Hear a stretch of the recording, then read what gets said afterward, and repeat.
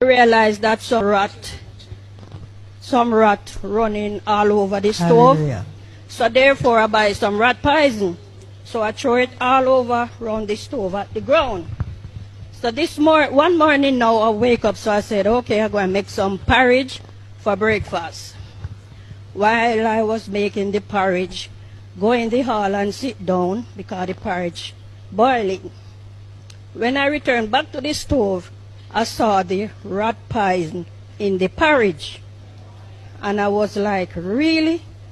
Me not dash my porridge, you know. Virgin. And I go up nearer to the stove like this.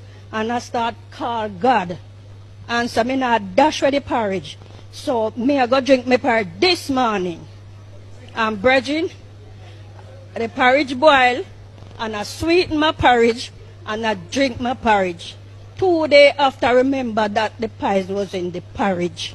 So I tell the lady, say, you know, say poison when I porridge. But me pray over the porridge.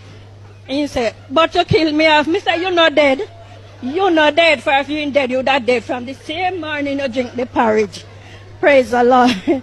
So brethren, we have to trust in God and believe that there's a God. Without a God, we are nothing. God bless you in Jesus' name.